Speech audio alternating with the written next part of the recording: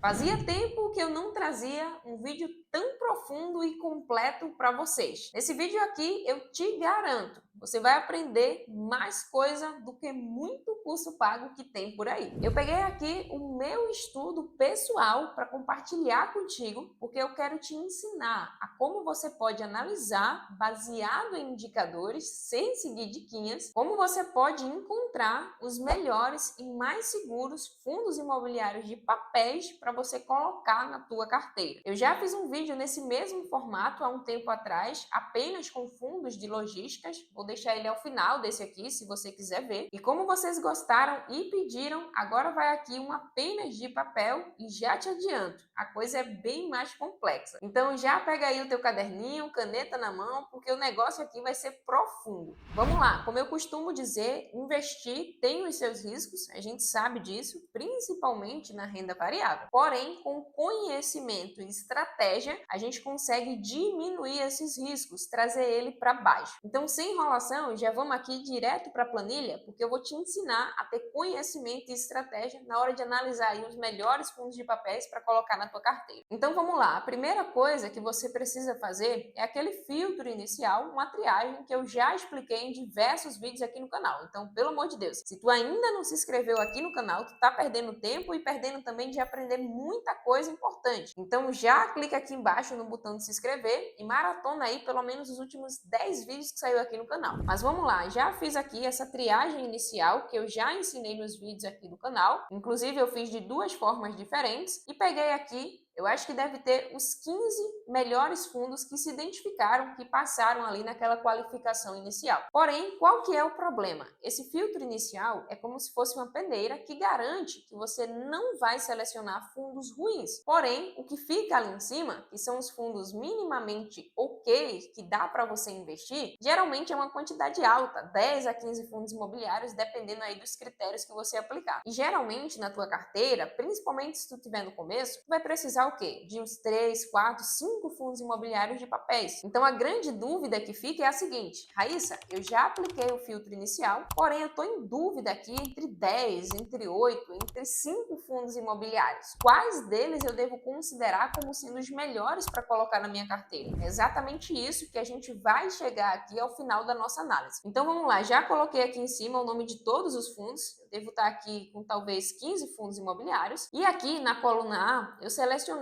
os principais indicadores que a gente deve observar na hora de fazer aqui essa análise mais aprofundada dos fundos imobiliários. Tá até inclusive dividido por categorias, né? Então aqui tem algumas informações mais gerais. Essa parte aqui, os principais indicadores que a gente consegue ali encontrar no site do Investidor 10. Aqui é uma parte um pouco mais específica apenas de fundo imobiliário de papel. E aqui embaixo tem algumas outras informações um pouco mais aprofundadas. Eu não vou entrar em detalhes nesse vídeo, mas que também é importante de você analisar. Mas vamos lá, vamos começar aqui na prática, porque quem sabe faz ao vivo. Então, vou começar aqui pelo MXRF, tá? Que talvez seja aí o fundo mais conhecido para a maioria de vocês. Aqui nessa planilha eu já coloquei o link que leva ali diretamente para o site do Investidor 10, onde a gente consegue pegar as principais informações. E também coloquei aqui o link do relatório de todos esses fundos. Então, clicando aqui, a gente é direcionado automaticamente para dentro do relatório. Então, a primeira coisa que a gente vai fazer é começar a preencher aqui essas informações. Então, por exemplo, o MXRF, qual que é a gestora? Isso aqui é importante de saber, tá? A gestora aqui do MX, no caso, é a XP Asset Management. Então, vou colocar aqui. Então, coloquei aqui o nome da gestora, XP Asset. Agora, a gente vai pegar a quantidade de cotistas. E, assim, a maior parte dessas informações a gente consegue encontrar aqui no próprio site do Investidor 10. Rolando um pouco embaixo, a gente vai encontrar aqui, ó, a quantidade de cotistas. Já são mais de 1.290.000. Porém, todas essas informações a gente consegue pegar aqui também dentro do relatório. Obviamente que talvez seja um pouquinho mais complicado, né? Mas também dá para pegar tranquilamente, tá? Eu vou pegar aqui direto do relatório, a gente joga aqui nessa parte. Tempo de negociação, a mesma coisa, a gente consegue encontrar aqui dentro do relatório. Então, ó, o fundo já existe desde 2012, a gente coloca aqui também. Taxa de performance é outra coisa importante da gente analisar, principalmente nos fundos de papéis. Então, olhando aqui, ó, a taxa de performance, na verdade, não há nesse fundo aqui no MXRF. O que existe é a taxa de administração, que isso aqui, na verdade, é inerente a todo fundo imobiliário. Mas a taxa de performance aqui, no caso do MXRF, não há. E o tipo, aqui a gente vai classificar o fundo entre três três categorias, que seria o High Grade,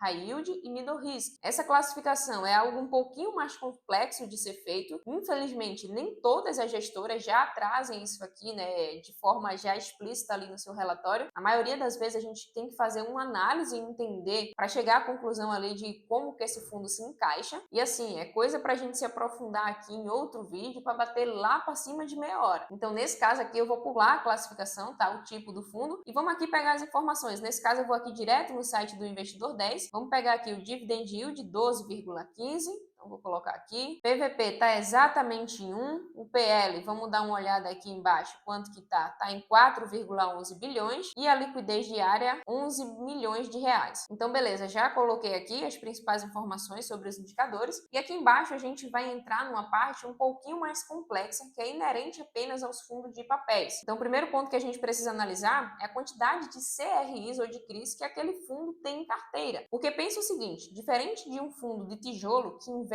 no imóvel físico de fato, onde existe ali por trás um shopping, um galpão logístico, uma laje corporativa, aqui no papel ele não investe no imóvel físico, mas sim ele financia a construção do setor imobiliário através de dívidas, que na sua grande maioria são os CRIs. E obviamente, quanto é dívida, quanto maior essa quantidade, melhor. Assim a gente consegue diluir ali um pouco do risco. Então vamos lá aqui no relatório do MXRF, vamos descer para a gente encontrar essa parte aqui da carteira de crédito, né, desse fundo em questão. Então descendo aqui, a gente vai procurar e assim, conforme tu for lendo o relatório, tu vai pegando essa facilidade, tá? Mas aqui a gente chega, a carteira de crédito do MXRF. Então duas coisas extremamente importantes que a gente deve analisar aqui na carteira de crédito. Primeiro, a quantidade de CRIs que esse fundo tem em carteira, e aqui no caso do MXRF já são 91 CRIs, então já coloquei aqui na planilha. E a segunda coisa é justamente olhar a concentração do PL. Raíssa, como assim? Não entendi. Esse fundo imobiliário aqui tem mais de 4 bilhões de reais sobre a sua responsabilidade. E obviamente que ele não pode, ou pelo menos não deve, emprestar toda essa grana a apenas 2, 3 credores. Tem que haver uma pulverização, essa distribuição, para que a gente consiga diminuir o risco. Como a gente viu aqui, esses mais de 4 bilhões de reais estão distribuídos praticamente entre 91 CRIs. Porém, concorda comigo que de nada adianta emprestar a mais de 90 CRIs diferentes, mas se apenas metade de todo esse patrimônio está concentrado ali em apenas 2 ou 3 CRIs, porque se isso acontecesse,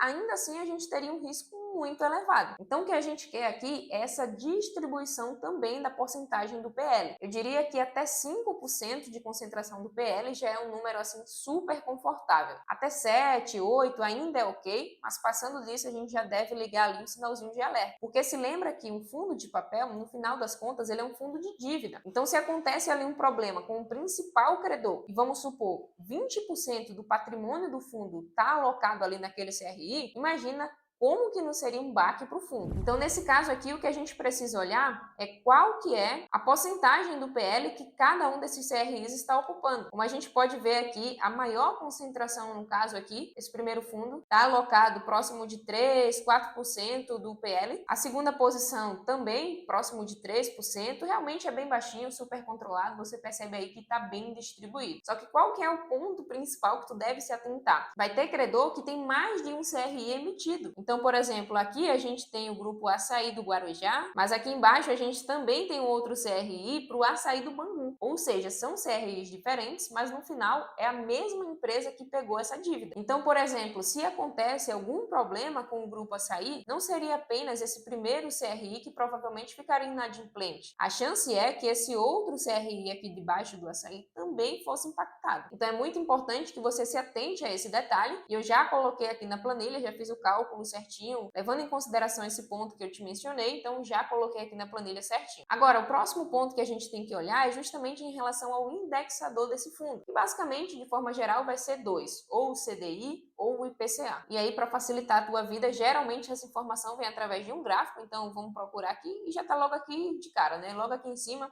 a gente consegue ver que 85% desses CRIs estão atrelados ali ao indexador de IPCA e 15% desses CRIs estão sendo remunerados aqui a uma taxa de juros do CDI. E vamos dar uma olhada agora na taxa média de aquisição desses indexadores. Aqui a gente vai rolar um pouquinho para cima ou para baixo, enfim, vamos procurar aqui. Pronto, aqui a gente já consegue ver, né, a taxa média de aquisição e aqui também a gente consegue ver essa taxa média em relação à marcação ao mercado. Então perceba que hoje a taxa média ali está girando em CDI mais 2, 3% e a taxa média do indexador IPCA está girando aqui próximo de 8, batendo até 10%. Então joguei essas informações aqui também na planilha. Fica faltando agora apenas em relação à carteira, para a gente entender, por exemplo, isso aqui, ó, como que está distribuída a carteira desse fundo. No caso, a gente consegue ver que mais de 80% é CRIs, então a gente está falando aqui de um fundozão de papel mesmo, um fundo raiz, né, prioritariamente aqui alocado em CRIs, mas ele também tem 12% em FIIs, tem também um pouquinho de permutas financeiras e um pouquinho de caixa. Como é mais informações, eu não considerei trazer aqui para a planilha, tá? A gente consegue ver isso aqui diretamente pelo relatório. E o próximo ponto é justamente em relação à alavancagem, que assim como o tipo do fundo, a alavancagem também é outra coisa que nem todos os fundos trazem aqui no seu relatório. Então, infelizmente, é algo que a gente precisa manualmente calcular para entender se é uma alavancagem saudável, se é uma alavancagem perigosa. Então, beleza, já te expliquei de forma breve como que tu pode encontrar essas principais informações, como tu pode preencher aqui essa planilha. Agora, obviamente, eu não vou preencher de um por um contigo, porque assim, o vídeo ia bater aqui acima de 1 hora, mas enfim, já vou preencher aqui alguns para te explicar como que a gente vai chegar na conclusão de quais são os melhores dentre esses aqui que a gente selecionou. Então, beleza, já preenchi aqui alguns para te explicar o racional de como a gente pode tomar a nossa decisão sobre qual que seria aqui o melhor fundo. Então, o primeiro ponto muito importante que a gente deve analisar é justamente a gestora daquele fundo imobiliário.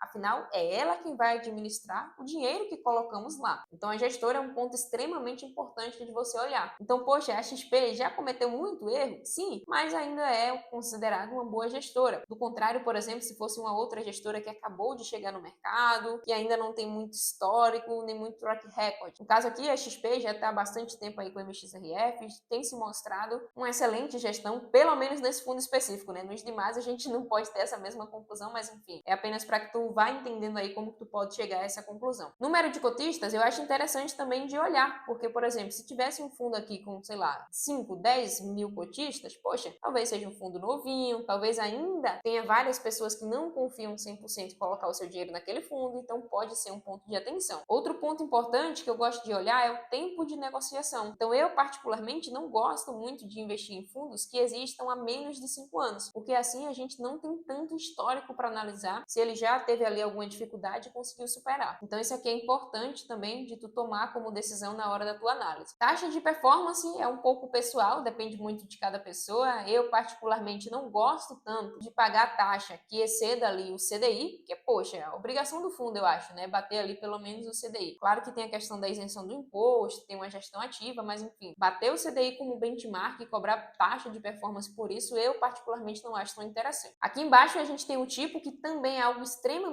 importante, como eu te falei, isso aqui está diretamente ligado ao risco que tu vai tomar. Então, às vezes, tu tá olhando apenas aqui embaixo para o dividend yield e tá vendo, por exemplo, um fundo pagar quase 14% ao ano, mas não sabe qual que é o risco que está sendo levado em consideração. E é justamente aqui nessa parte de tipo, né? Se ele é um fundo high grade, por exemplo, mais seguro, ou se ele é um fundo high yield, extremamente mais arriscado. Então, tu precisa ficar de olho também nisso aqui. Dividend yield, tu vai analisar, mas obviamente que tu não vai fazer isso de forma isolada, tu precisa entender os outros indicadores, mas enfim, se tu tá disposto a querer um dividendo maior, tu pode optar sim pelos fundos que mais pagam. Agora, se tu quer optar por fundos mais seguros, mais high grade, geralmente não vai trazer uma rentabilidade tão estratosférica. PVP é a mesma coisa. Ah, Raíssa, eu quero é pagar barato, eu não quero adquirir fundo caro. Eu estou aqui procurando oportunidade de preço, quero pagar barato. Então, beleza. Provavelmente tu vai optar ali pelos fundos que estejam apresentando maior desconto. PL é a mesma coisa. Eu gosto muito de optar pelos maiores PLs, porque isso aqui traz mais robustez em relação ao fundo. Imagina aí um fundo que tem 4 bi, isso mostra o tamanho dele, né? Tem muito mais estabilidade. E um outro fundo que talvez tenha ali 1 bi ou menos que isso. Talvez seja um fundo ainda que esteja em fase de crescimento, não tenha tanta estabilidade estabilidade e segurança quanto um fundo maior, por exemplo. Liquidez diária também é importante a gente olhar, mas eu acho que não é um critério limitador para o nosso aporte, a menos que você tenha realmente um patrimônio extremamente elevado. Mas assim, no geral, eu costumo considerar uma liquidez de no mínimo 1 milhão diariamente, eu acho que já super funciona. Aqui embaixo a gente chega nessa análise um pouco mais densa, que seria justamente em relação aos fundos de papéis em si. Aqui a gente está falando da quantidade de CRIs. Então, por exemplo, esse fundo aqui tem 42 CRIs, esse aqui tem 163. Então, sim, ele está mais pulverizado, só que tu também não pode olhar unicamente para isso de forma isolada. Concentração do PL é importante tu entender. Se está passando ali de 5, 6 até 8, eu acho que é um limite, mas é importante também entender se aquilo ali não está trazendo algum tipo de risco. O indexador tu tem que olhar para que tu traga esse balanceio dentro da tua estratégia de investimentos. Isso aqui é um ponto muito importante que eu vejo muita gente desconsiderar, porque como eu te falei no início, quanto mais conhecimento e estratégia a gente tem, menos riscos teoricamente a gente corre. O objetivo sempre é tentar diminuir o risco da carteira e aumentar a rentabilidade. E assim, tu só vai conseguir fazer isso através realmente de conhecimento e estratégia. Inclusive, se tu quiser aprender como eu faço isso na prática, eu preparei uma aula bem objetiva onde eu te explico passo a passo. Essa aula é privada, então para receber o acesso, me manda um oi aqui no meu WhatsApp, eu vou deixar o link aqui embaixo que eu te mando teu acesso por lá.